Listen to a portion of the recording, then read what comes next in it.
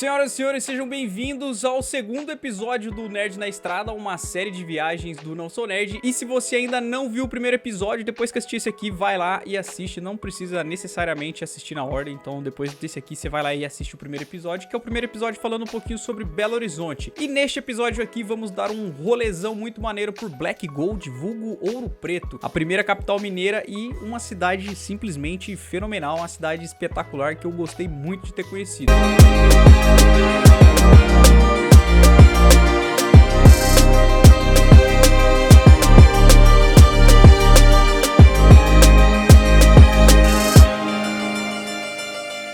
De Belo Horizonte dá pra ir de busão tranquilamente, dá mais ou menos uma hora e meia ali de ônibus e você vai gastar em torno de uns R$100 de passagem ida e volta, não é uma coisa tão absurda assim. A cidade é uma das mais visitadas do Brasil, além de ser patrimônio histórico e cultural da humanidade, e atualmente ela conta com um pouco mais de 74 mil habitantes, distribuídos aí pelos morros e pelas ladeiras da cidade, porque ô cidadezinha pra ter ladeira, e o meu joelho ainda chora só de lembrar do dia que eu passei por lá. Chegamos na cidade, era mais ou menos umas 9 e pouco da manhã e logo do lado da rodoviária a gente já se dá de cara aí com uma igreja, que é a igreja de São Francisco de Paula, e aí você já tem um pouco de noção do que vai vir pela frente durante toda a sua estadia pela cidade. E essa igreja ela começou a ser construída em 1804, ela foi finalizada em 1898, demorou um pouquinho aí pra terminar, e foi a última erguida durante o período colonial do Brasil, e como era de costume, a igreja ela tinha ali um cemitériozinho que ficava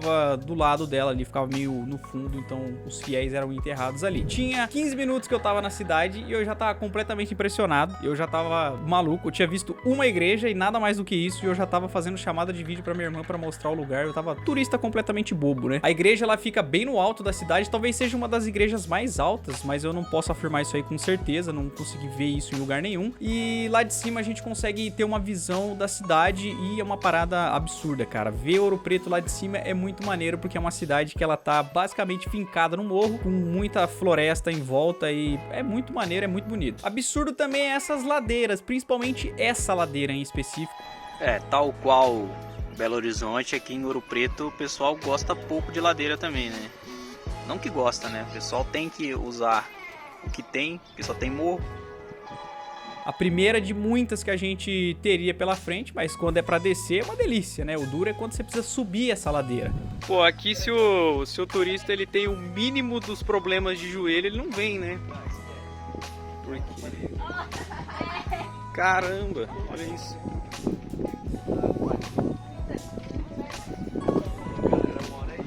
Pô, não pode embalar não, hein, galera? Se vocês embalar, vocês vão parar lá embaixo.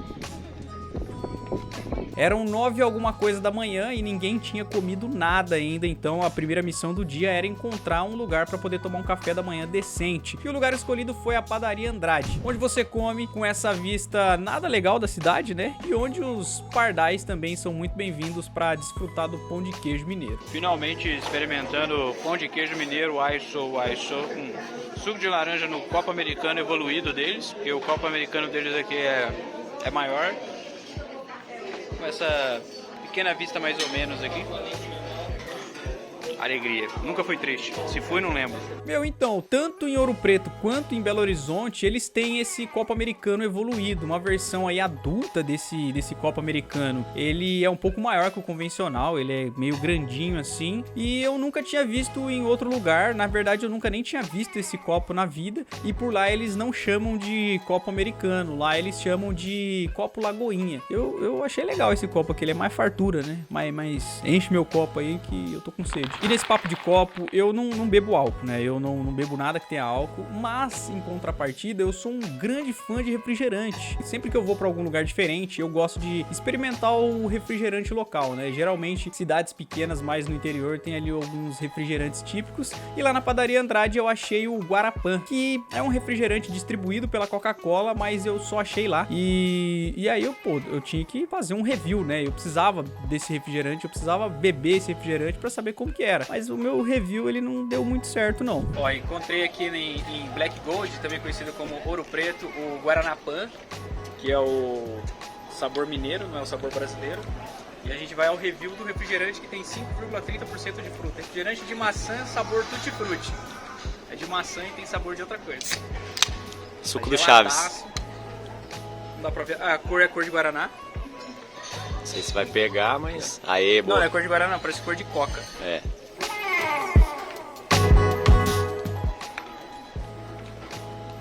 É doce. Sabor doce. Você quer? Pode ficar pro senhor, Deus abençoe. Aê, garoto! Dá um joinha! Esse cara, ele me desestabilizou de um jeito absurdo, cara. E depois ele ainda passou pela gente novamente e pediu dinheiro. Garoto, dá um joinha! A arquitetura de Ouro Preto, ela chama a atenção de qualquer um e não tem como, não tem jeito. Então senta aí que vamos para a nossa primeira aula de história do dia. A cidade deu seus primeiros passos ainda no século XVII, quando os bandeirantes estavam de rolezinho pela região e eles encontraram ouro. E aí geral ficou completamente maluca e foi para lá na busca do ouro. Inicialmente foi criado um arraial, isso lá em 1698. Faz tempo. O bandeirante Antônio Dias de Oliveira, o padre João Faria Filho e o coronel Tomás Lopes de Carvalho, eles se juntaram e criaram o Arraial do Padre Faria. Como o negócio começou a crescer muito, em 1711 rolou a elevação do arraial para vila, e aí deixou de ser só um arraial e passou a ser uma vila, e aí começou a ser chamada também de Vila Rica. Vila Rica tinha ouro pra caramba e acabou virando uma referência no estado e consequentemente se tornou a capital da nova capitania de Minas Gerais em 1720. Mas calma que ela ainda não era a capital de Minas Gerais, ela só era a capital da primeira capitania, da capitania nova, e não de Minas Gerais no todo ainda. Em 1823, depois da independência do Brasil, Dom Pedro I chegou e lançou o título de Imperial Cidade para Vila Rica. A real é que o pessoal lá tava cheio de moral com o Pedrinho, né? Tanta moral que acabou se tornando oficialmente capital de Minas Gerais. E nesse período ela era chamada de Imperial Cidade de Ouro Preto. Só que em 1897 a cidade perdeu a condição de capital para Belo Horizonte e teve muita gente que vazou embora. O pessoal foi embora para a nova capital. Sabe daqui, meu! E existe uma estimativa de que 45% da população de Ouro Preto tinha deixado a cidade naquela época. E por causa disso não rolou uma grande evolução urbana, não rolou um grande crescimento urbano. E sem essa evolução urbana, os prédios eles acabaram sendo preservados por mais tempo. Até que finalmente a cidade foi tombada como patrimônio histórico-cultural da humanidade em 1980. Agora estava tudo completamente preservado, aí não pode mais mexer em nada, e é por isso que a placa dos estabelecimentos, a fachada dos estabelecimentos, elas são assim, penduradinhas pra fora, porque você não pode alterar a fachada original dos prédios.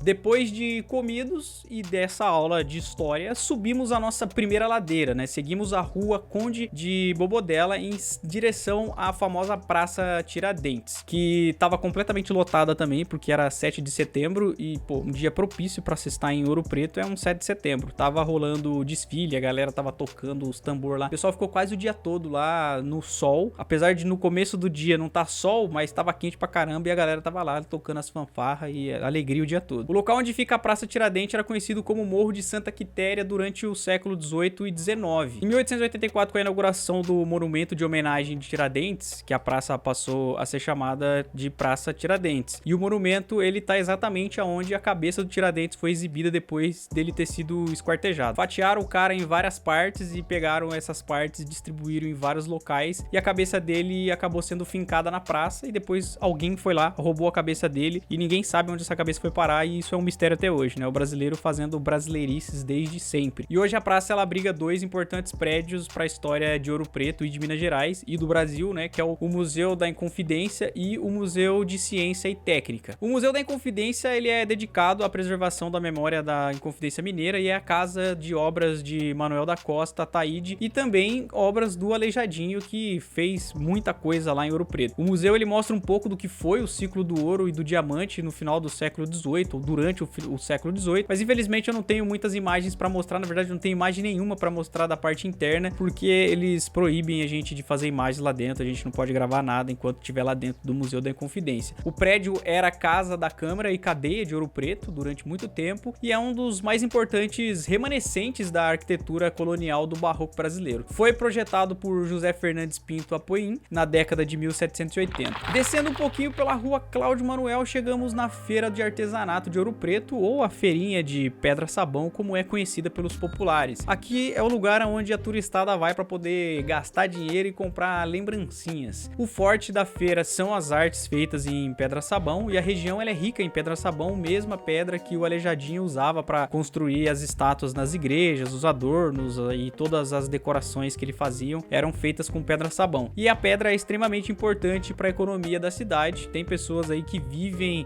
de Pedra Sabão e passaram a vida toda praticamente sobrevivendo da arte feita pela pedra. O senhor trabalha com isso aqui faz quanto tempo já? Isso é desde menino. Desde pequeno? No prontinho. Quantos anos mais ou menos? Não, isso é uns anos, desde menino. A feirinha ela rola desde 1995 em frente à igreja de São Francisco de Assis, mas de acordo com o site do governo de Minas, existem relatos de que o pessoal já se juntava ali desde 1973, enquanto tem outras fontes que apontam que o espaço onde hoje é a feirinha era um mercado de troca desde 1824. Mas a feirinha mesmo, como ela é hoje, ela começou oficialmente em 95. Atualmente são mais de 50 barracas e tem de tudo. Tem chaveiro, tem caneca, tem estátua, tem panela, tem tudo. Tudo que dá pra fazer com Pedra Sabão a galera faz. E o trampo deles é de tirar o chapéu. Se você chegou até aqui e ainda não é inscrito no canal, considere se inscrever aí, cara. Ajuda a gente, já deixa aquele like maroto que ajuda muito. E assim o YouTube vai entender que o vídeo é bom e vai mandar pra mais gente. Vai ficar todo mundo feliz. Você vai ficar feliz porque você me ajudou. Eu vou ficar feliz porque você me ajudou. E alegria, né? Já deixou o like? Então, bora pra continuar o vídeo. E logo ali do ladinho da feira fica uma das mais famosas igrejas da cidade. Talvez uma das mais visitadas pelo ponto onde ela está, que é a igreja de São Francisco de Assis. Ela é uma das principais obras do Aleijadinho e começou a ser construída em 1766. Ela é toda feita no estilo barroco com elementos decorativos do rococó e em 1771 ela foi oficialmente inaugurada. A igreja ela tem algumas particularidades bem interessantes. É uma igreja com símbolos do militarismo, porque São Francisco de Assis viveu na época das cruzadas. Daí o Aleijadinho representou alguns símbolos de guerra na igreja, tanto que ela é uma igreja com símbolos do militarismo, uma igreja militar. Embaixo das torres, nas calhas d'água, vocês vão visualizar duas bocas de canhões. Conseguem perceber? A cúpula da torre lembra um capacete de soldado romano, um capacete de soldado moura. Acima das cúpulas, vocês vão visualizar duas pontas de lanças. Uma observação que de um lado vai ter sinos, de um outro lado não. Ao mesmo tempo é um forte militar, uma guarita. Bom, no centro da igreja tem a cruz de Lorena, que ao mesmo tempo é uma espada encravada ao chão. Nas laterais dela tem duas bolas expelindo chamas que eram arremessadas de catapultas na época medieval. Na frente das torres, duas ombreiras militares. E ao mesmo tempo dois livros abertos. E além dessas características militares, ela ainda tem uma ilusão de ótica que conforme você vai caminhando na direção da porta, tem essa sensação de que ela tá vindo em direção a você. Então você está indo em direção à igreja e a igreja está vindo em direção a você. É uma coisa muito poética. Agora é hora de entrar na igreja, né? Mas antes tem que limpar o pé, porque tem que respeitar a casa do Senhor. Isso aqui, eu não sei o nome exatamente, mas as pessoas, antes de entrar na igreja, elas limpavam o pé aqui para tirar o barro, para tirar a lama, e depois entravam na igreja. Então, você vinha aqui, limpava, limpadorzinho de pé. Isso aqui tem muito em sítios e fazendas e lugares onde tem barro, né? E a galera tinha isso aqui, legal. Daí. Isso aí deve ter nada mais, nada menos do que muitos anos. Pés limpos é hora de conhecer por dentro, mas para entrar na igreja você precisa pagar uma pequena taxa, é um ticketzinho que você compra e paga R$14 inteira ou R$7,50 se você for estudante, e com ele você pode conhecer outras 3 igrejas. Quando você entra você já se impressiona porque o teto tem uma baita de uma pintura do mestre Ataíde, que é considerada por muitos uma das mais bonitas do mundo. Eles comparam essa pintura com as obras que tem na Capela Sistina, só para você ter uma pequena noção do que é o negócio.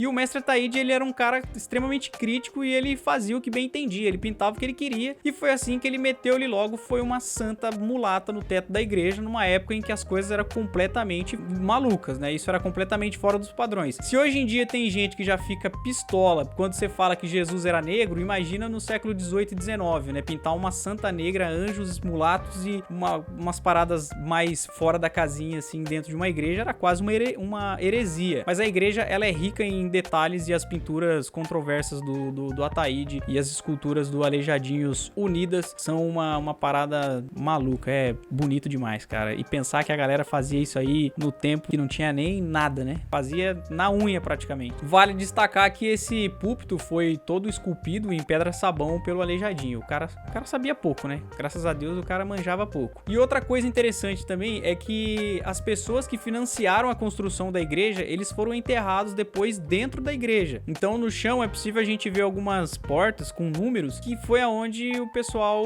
foi enterrado depois, né? Só que por questões de saúde e por conta do mau cheiro também, eles acabaram tirando esses corpos de dentro da igreja e eles enterraram num cemitério que foi construído do lado dela. Bagulho louco, velho. Você enterrou teu vizinho e aí você vai na missa, teu vizinho tá enterrado debaixo do banco que você tá sentado. Coisa de maluco. Pô, e já subimos e já descemos a ladeira e até agora nada de almoço. Então tá completamente errado esse rolê, né? Como diria Felipe Drogovic, já tá podendo almoçar? E bora comer, porque ainda tinha muita ladeira pra gente poder rodar. E nesse momento o meu menisco, né? O meu joelho já tava chorando horrores. E o restaurante escolhido foi o restaurante Tiradentes. E por que a gente escolheu ele? Qual foi o nosso critério? O critério foi bem simples. Se tiver frango e quiabo, a gente entra. E tinha. E aí a gente entrou e comeu. E mais uma vez eu sou obrigado a falar, pô, a comida mineira é uma parada completamente fora dos padrões convencionais. Ela realmente tem alguma coisa diferente, porque é realmente muito boa. Depois de comidos, é hora de entrar na história da cidade, mas dessa vez entrar literalmente. Nós estávamos indo conhecer uma das várias minas de ouro que tem lá na cidade, que dá pra conhecer. Chegamos na mina do Palácio Velho e é isso aí que você tá vendo mesmo. O pessoal, eles literalmente tinham minas de ouro dentro do quintal. Tem uns que ainda tem, né? Embora as minas estão desativadas, pra galera ter uma mina na sala de casa, praticamente. E daí rolou uma pequena aula de história, né? Sobre o ciclo do ouro na cidade e finalmente descobrimos o porquê que Ouro Preto chama Ouro Preto. Quando o pessoal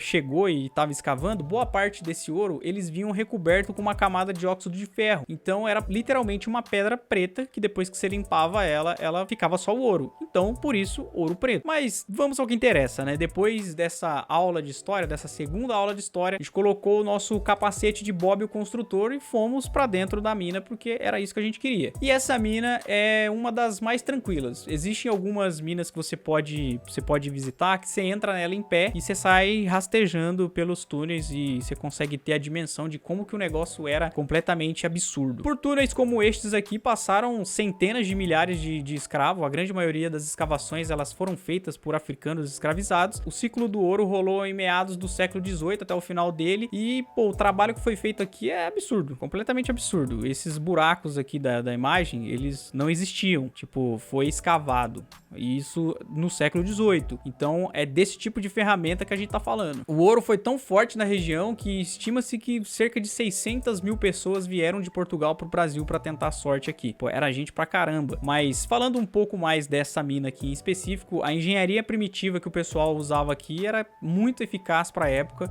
Primeiro eles abriam esse tipo de buraco pra poder saber se realmente tinha ouro, quais eram as condições do terreno e se valia mesmo a pena. E depois esse buraco ele acabava virando um ponto de luz, né? Um ponto de entrada de luz e também um ponto de troca de ar, que daí entrava o ar fresco e saía o ar quente. Por isso que eles eram construídos em formas de cone para poder fazer essa troca. A galera já pensava nisso lá, cara. Rolava muito alagamento também nas minas, porque uma hora ou outra eles acabavam chegando nos lençóis freáticos. Então a solução que eles encontraram para se livrar disso era criar algumas cachoeiras artificiais para poder evitar esses alagamentos. Apesar dessa mina em específico ser bem mais largas, digamos assim, ainda não é um local muito agradável de se estar, não. Você tá dentro da parada ali, você não vê a luz do sol lá fora, é meio complicado. E claro que hoje em dia eles receberam várias adequações aí para poder os turistas poderem entrar e ver como que é. Então existem instalações de iluminação, tem as escadas, o pessoal entra mais tranquilo, entra com capacete, mas lá em 1800 e muito tempo isso aqui não existia e a galera passava dias e dias em situações completamente precárias. Então muita gente acabou morrendo durante esse ciclo do ouro. E eu falei aí do capacete, né? Porque quando eu peguei o capacete eu coloquei na cabeça e pensei, pra que capacete?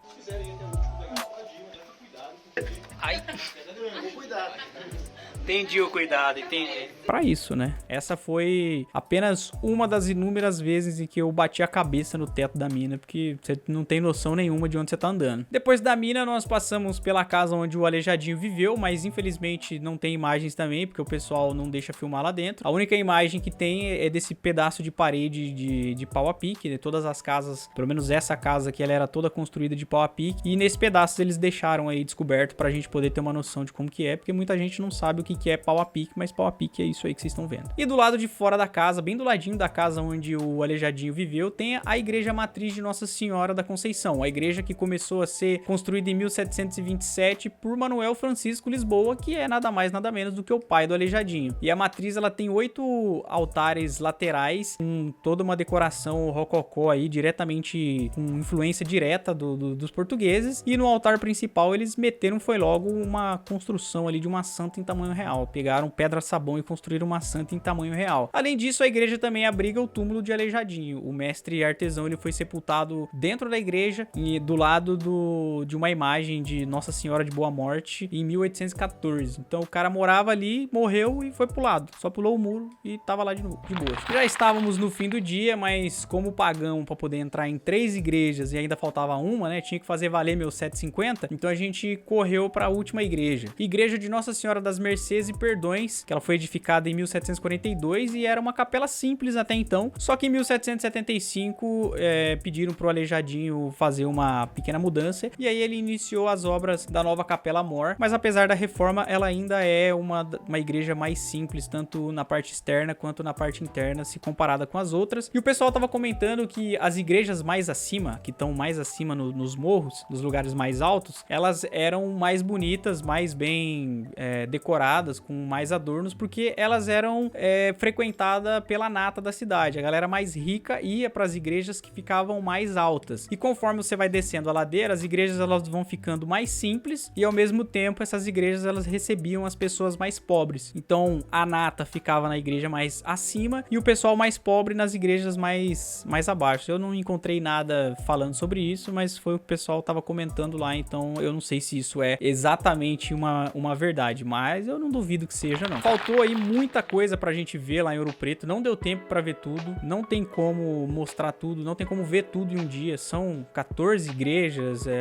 são vários museus, tem várias minas, várias casas, vários restaurantes. É impossível de ver tudo em um dia só, mas eu espero voltar pra cidade um dia ainda pra poder ver tudo.